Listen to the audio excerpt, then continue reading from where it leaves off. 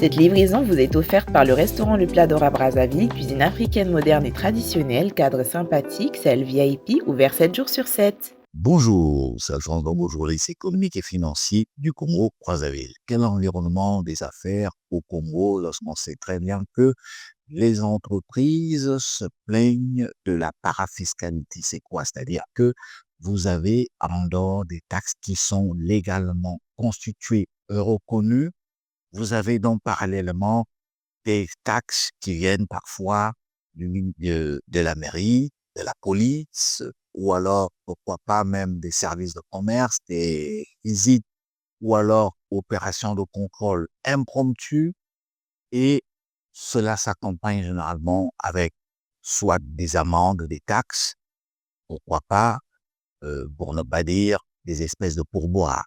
Alors cet argent, malheureusement, ne va toujours pas au trésor public et pourtant, beaucoup d'argent circule dans les poches de certains agents publics. Pas tous. On parle surtout de ceux qui usent, n'est-ce pas, de pratiques peu orthodoxes qui essaient d'harceler les commerçants ou les entreprises, qui organisent souvent des visites impromptues, qui sont détenteurs parfois d'un document qu'ils vous présentent comme étant un ordre de mission, mais lorsque vous jetez un coup d'œil en profondeur avec l'œil professionnel, vous n'avez aucune peine pour détecter qu'il s'agit d'un faux document, c'est-à-dire que s'il s'agit d'une signature d'une autorité ou alors de son chef qui a tout simplement été scanné. Il y a donc toutes ces pratiques auxquelles font face de nombreuses entreprises au Congo. À regarder sur le papier, le Congo paraît comme un pays où on peut facilement investir puisque l'allègement administratif essaie, n'est-ce pas, de se mettre en bon ordre. On le voit tout le temps, du président de la République jusqu'au plus petit chef de service. On parle de diversification de l'économie nationale, accompagnée donc des investissements, c'est-à-dire attirer des investisseurs pour justement créer des richesses et au finish, pour que l'État, en tant que régulateur du secteur des affaires, puisse s'en tirer à bon compte avec la perception ou alors le recouvrement des droits et taxes. Mais de manière concrète, lorsque vous discutez avec les chefs d'entreprise, certains préfèrent témoigner sous la cape pour des raisons évidentes, de peur de ne pas franchement trahir tout ce qu'ils vivent parce que au risque qu'il y ait comme une espèce d'effet de sanction après. Et donc, on a discuté pendant pratiquement 2 mois, 3 mois avec de nombreuses personnes, des entreprises, des entrepreneurs, les syndicats patronaux, et on se rend compte à l'évidence que cet environnement est très lourd. Il est pollué par cette parafiscalité, par cet excès de corruption, des amendes fantaisistes. Il y a même aussi, il faut le reconnaître, au-delà franchement de tout ce qui est posé comme problème, frein à l'investissement dans notre pays, il y a aussi quand même le fait que l'administration, avec ses nombreux agents, pas tous bien sûr, est constituée aujourd'hui pour la plupart des gens qui ne semblent pas vraiment mieux appréhender les canaux ou alors les arcanes de l'administration.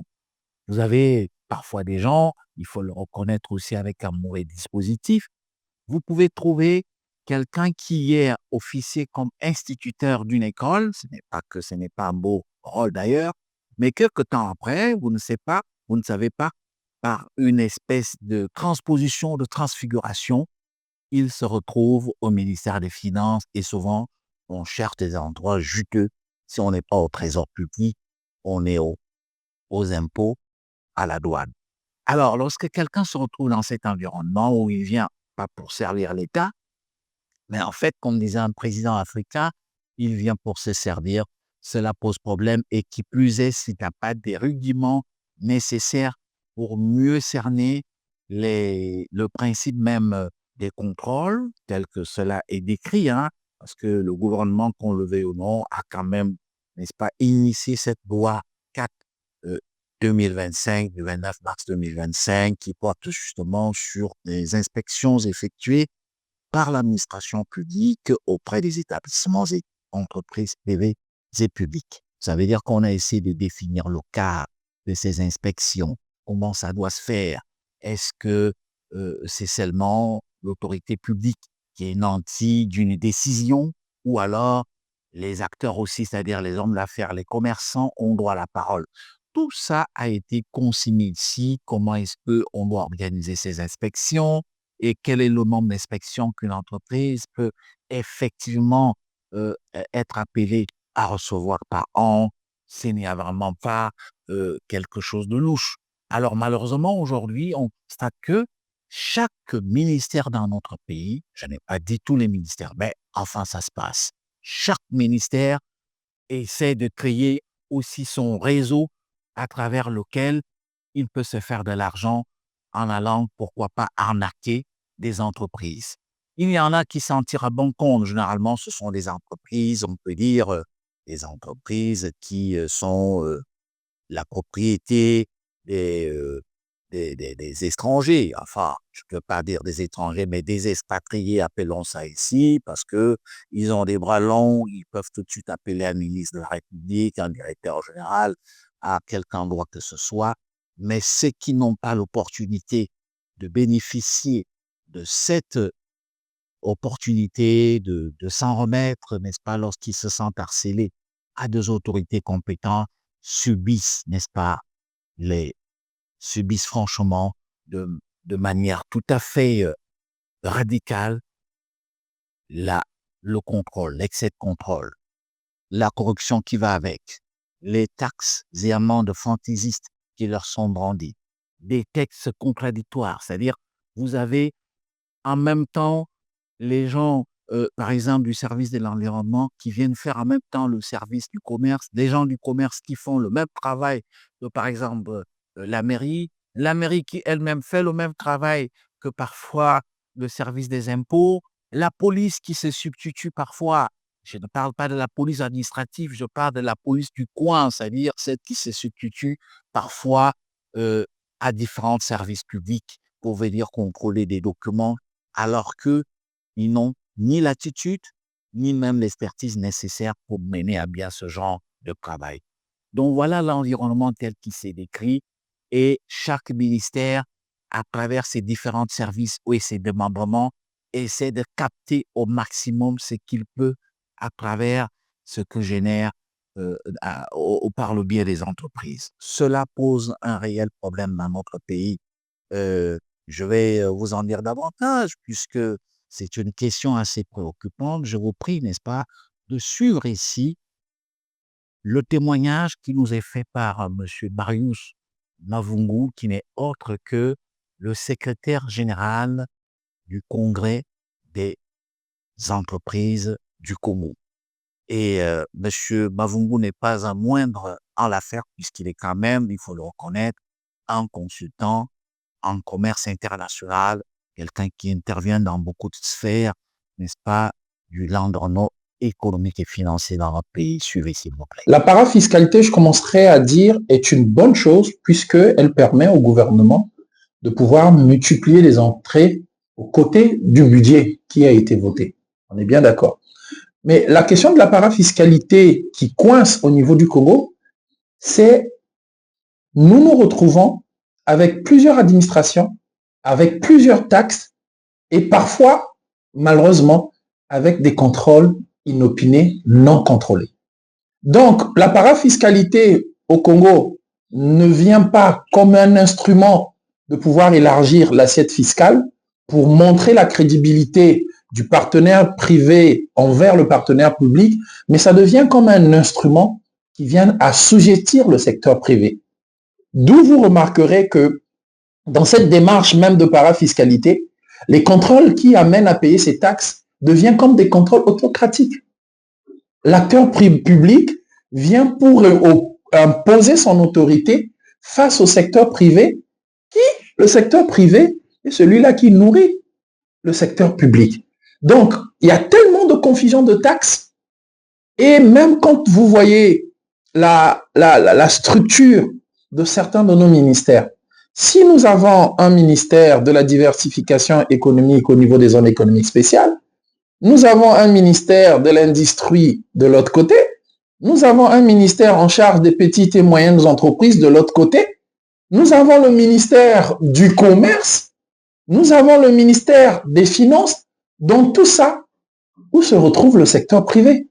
Celui qui veut investir en tant qu'acteur du secteur privé va recevoir de tous ces ministères quelquefois les mêmes choses, mais dites d'une autre manière et sans transparence, sans vraie réalité. Aujourd'hui, il est impossible pour un opérateur économique de savoir à l'avance quels sont les contrôles et les taxes sur lesquels il va s'attendre. Sauf la partie où on a un peu réussi, la partie des ministères des Finances. On sait les taxes quand vous ouvrez votre entreprise, mais le reste des ministères, on ne sait pas. On est surpris. Alors, comme vous le constatez, il y a effectivement dans cette parafiscalité tant décriée. Je, je ne fais pas la fine bouche pour ne pas évoquer les autres problèmes qui relèvent, par exemple, de la justice très lente. Elle a toujours été épinglée par les rapports de Doing Business lorsque la Banque mondiale, justement, faisait publier ses rapports. Je, je vous épargne aussi de toutes les tracasseries que subissent parfois les entreprises au niveau même de la fiscalité, parce que, bon, est-ce qu'à ces niveaux, on dispose vraiment des gens bien formés, c'est-à-dire qui ont quand même le, le savoir requis pour savoir examiner les comptes d'une entreprise et pour savoir, n'est-ce pas, les aligner dans une espèce de taxation fiscale qui va avec. Toutes ces choses font que on est quand même aujourd'hui dans un équilibre au moment où le gouvernement, de d'en haut jusqu'au au bas, parle, n'est-ce pas, de ce qu'on appelle diversification de l'économie, création des entreprises, des projets qui sont destinés à des jeunes. Bref, il faut absolument sortir du tout pétrole. Ce sont des thèmes qui sont ressassés tout le temps afin que il y ait beaucoup plus d'entreprises dans le cadre de cette diversification de l'économie nationale qui vont générer, quelque temps après, des recettes fiscales et douanières. Mais le problème est que l'environnement est très difficile. Les entreprises s'en plaignent. Comme vous l'avez su avec M. Mavungu, il y a beaucoup d'ailleurs d'entreprises qui sont en train de mettre la clé sous le paillasson pour la simple et bonne raison qu'il y a trop de contrôle. Et pourtant, je tiens à vous préciser que dans le cadre de la réglementation, on ne le dira jamais assez, non seulement le gouvernement a essayé dans le cadre de l'attrait des investissements dans notre pays ou des investisseurs, le gouvernement a essayé de créer ce qu'on appelle euh, la convention des établissements. Convention des établissements, ça veut dire quoi? Ça voudrait tout simplement dire que dans le cas de la charte d'investissement, en fonction de ce que vous présentez comme investissement pour vous installer dans notre pays, même si dans une moindre mesure, on n'accorde pas trop de conventions d'établissement à des nationaux ou alors des entreprises de droit congolais, mais beaucoup plus des gens qui viennent de l'extérieur, ce qui n'est pas une mauvaise chose. On constate que il y a donc des conventions d'établissement qui sont justement encadrées par la charte des investissements, qui est elle-même aussi en train d'être reprofinée, hein, puisqu'elle va certainement être un peu beaucoup plus actualisée au contexte actuel. Et on accorde donc ces possibilités à ceux qui viennent investir dans notre pays avec, n'est-ce pas, des programmations bien ficelées, notamment en termes d'investissement, de prévision d'emploi et d'autres choses qui vont avec. Mais que constatons-nous? Le même État, au bout de quelque temps, en tenant compte, n'est-ce pas, des difficultés financières, remet en cause des conventions d'établissement. Ce qui, quand même, dans un cadre comme celui-là, alourdit aussi le climat des affaires. Vous avez suivi d'ailleurs M. Mavungu qui parlait aussi même de la qualité de la signature de notre pays, puisque vous avez un pays qui décide un jour pair de payer la dette intérieure et un jour impair décide, n'est-ce pas, de ne même pas la payer ou alors projeter des montants qui sont tout à fait dérisoires. Ce qui fait que finalement, lorsque vous discutez avec des milieux d'affaires, on vous dit le Congo ne fait pas bonne figure, ne fait pas bonne presse en matière, n'est-ce pas, de d'installation des entreprises pour des raisons évoquées. Or, on est dans une situation, il faut le reconnaître, d'assèchement financier. Et il n'y a pas de solution. Vous avez suivi récemment comment le gouvernement se, se satisfait d'avoir pu à nouveau intégrer le marché financier international en levant 670 millions de dollars US. C'est une bonne chose. Mais en fait, il faut beaucoup plus penser à créer des richesses dans notre pays parce que c'est la seule possibilité pour l'État de mettre au centre ce qu'il appelle lui-même diversification de l'économie par l'investissement, ce qui va normalement, non, comme dans d'autres pays, comme au Bénin, comme en Côte d'Ivoire, comme au Gabon, comme au Cameroun, comme au Burkina Faso, générer des ressources internes, lesquelles permettent donc à l'État au finish de pouvoir capter ces types, différents types d'impôts, de taxes, et pourquoi pas à travers la douane. Mais malheureusement, on constate que l'État fait un pas en avant et souvent deux pas en arrière, ce qui complique un tout petit peu les choses. Et c'est pourquoi je suis pour cette espèce de proposition qui est faite par M. Marius Mavungo. Comment est-ce qu'il conçoit le fait qu'aujourd'hui, s'il y a donc une parafiscalité, comment cela pourrait être géré?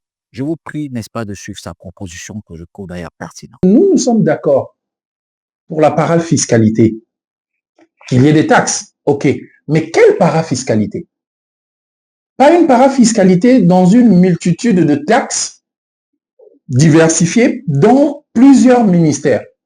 Si aujourd'hui, le portefeuille public est tenu par le ministère des Finances, que les autres ministères, par leurs besoins de taxes, se rencontrent avec le ministère des Finances, se rencontrent avec l'Assemblée nationale. Je pense encore à mon cher aîné, le président de la commission économie et finances, qui le regarde, qui s'asseyent et tous, et nous publie une seule forme de paiement de taxes.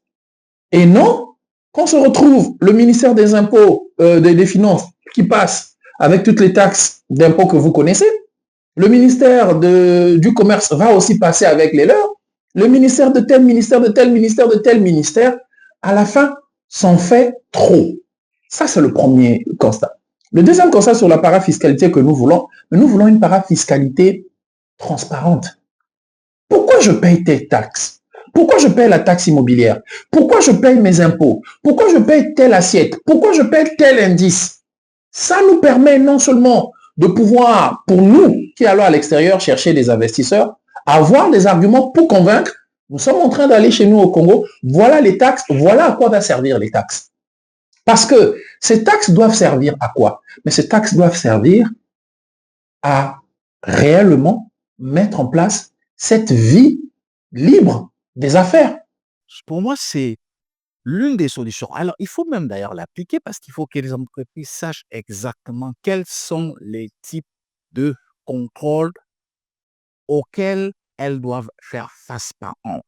S'il y a donc des entreprises qui sont certainement concernées par cette parafiscalité, eh bien, que l'on dessine la carte, il y a une certaine cartographie, les choses doivent être bien définies. Chaque entreprise sait que par rapport à mon secteur d'activité, je vais recevoir d'autres services parallèles et qui vont m'exiger certainement telle documentation. Et si je n'ai pas cette documentation, je m'expose à ce genre, par exemple, de taxes ou d'amendes. Et tout cela doit être, pour moi, bien précisé pour essayer, n'est-ce pas, d'assainir l'environnement des affaires. Il n'est pas quand même normal que dans un pays comme le nôtre, d'ailleurs, vous verrez qu'il y a beaucoup de ministères qui s'occupent à la fois des entreprises. Et finalement, on ne sait pas quel est finalement le ministère qui doit s'occuper des entreprises. Vous avez le ministère des petites et moyennes entreprises et de l'artisanat, vous avez le ministère de l'économie informelle, vous avez le ministère de l'économie et du plan, vous avez le ministère des finances, du budget et du portefeuille public, vous avez le ministère de l'économie fluviale, vous avez le ministère du développement industriel, vous avez le ministère, n'est-ce pas, des zones économiques spéciales. Vous avez donc, si vous voulez, une multitude de ministères qui, en principe, s'occupent carrément comme des entreprises, mais finalement, dans ce marmot, on ne sait vraiment pas qui doit faire quoi parce que les décisions se chevauchent. Il y a comme télescopage dans les décisions. Cela alourdit aussi, n'est-ce pas, le landonnau des affaires dans notre pays. Voilà, par exemple, vous avez ici, hein, je ne pourrais vraiment pas vous donner toute la liste des 49 contrôles. Quand je dis 49 contrôles, s'il vous plaît, retenez votre souffle. Il ne s'agit pas des 49 contrôles que l'on devrait appliquer à chaque entreprise. Donc, il s'agit, n'est-ce pas, du fait que la réglementation du gouvernement, notamment le décret numéro 225-157 du 25 avril 2025 qui fixe justement la liste des inspections effectuées par l'administration publique auprès des établissements et entreprises publiques et privées. Alors, ce décret permet un tout petit peu de faciliter les choses, mais je pense qu'il souffre encore d'une certaine faiblesse. Il n'est pas assez connu des entreprises et en même temps, l'État lui-même ne fait pas grand-chose pour le vulgariser. Mais on essaie de le consulter pour vous. Et avant, n'est-ce pas, de revenir, je vous prie de suivre cette page de publicité. Tata, et ça, Chine naturelle, et ça, 100 et bon, yaourt du Tata, et ça, kilo. Tata, yaourt Tata, c'est la qualité, mais à moindre prix. Ne surveillez pas seulement Tata, il faut aussi le consommer. Alors, il s'agit tout simplement ici, hein, au niveau de l'article 10, n'est-ce pas, de ce décret, de la liste des inspections légales et autorisées auprès des établissements et entreprises publiques et privées, ainsi que leurs structures compétentes et établies comme suite. Voilà, il s'agit, s'il vous plaît, n'est-ce pas, prenons le cas du ministère du Travail et de la Sécurité sociale. Il est bien expliqué que c'est la Direction générale du travail qui doit mener des inspections. Cela est connu. Et puis, vous avez la CNSS, c'est-à-dire la Caisse nationale de sécurité sociale. Ça, c'est ce qui relève du ministère du Travail et de la Sécurité sociale. Vous avez le ministère du Commerce, d'approvisionnement et de la consommation. Quelles sont les inspections qui doivent être menées par ce ministère? Vous avez d'abord donc le service de la Direction générale de la concurrence et de la répression des fraudes commerciales. Vous avez en même temps, toujours au niveau de ce ministère, des structures compétentes. Donc, si vous voulez, les services qui doivent mener ces missions, c'est bien défini que ce sont des services de la Direction générale de la concurrence. Bon, là, il arrive souvent qu'il y ait non seulement les services de la direction générale et en même temps les mêmes services de la direction départementale, si on est par exemple à Brazzaville, à Pointe-Noire. Bon, alors il faut aussi peut-être à ce niveau que les gens sachent qu'il s'agit donc des services, comme c'est défini ici, de la direction générale. Vous avez, en ce qui concerne le ministère d'Industrie, des industries minières et de géologie. Les missions, c'est-à-dire que si vous êtes dans le secteur minier dans notre pays, en dehors des autres aspects qui sont liés à la fiscalité et ainsi de suite, vous avez au niveau du ministère une seule inspection, enfin les inspections que vous devez subir, c'est la Direction générale des industries minières et puis aussi à la Direction générale de la géologie. Donc, en fonction, n'est-ce pas, du fait que vous êtes reconnu comme une entreprise minière, vous devez donc subir les missions qui concernent la fiscalité, l'administration du travail, la CNCS, ainsi de suite. Mais vous avez aussi donc à l'intérieur les missions qui sont dédiées. Et si vous êtes, par exemple, du ministère, excusez-moi, je vous en prie, je reviens. Si vous êtes, par exemple, du ministère de la Sécurité, en ce qui concerne le ministère de la Sécurité, je préfère dire comme ça, commençons plutôt par le ministère de la Construction, de l'Urbanisme et de l'Habitat.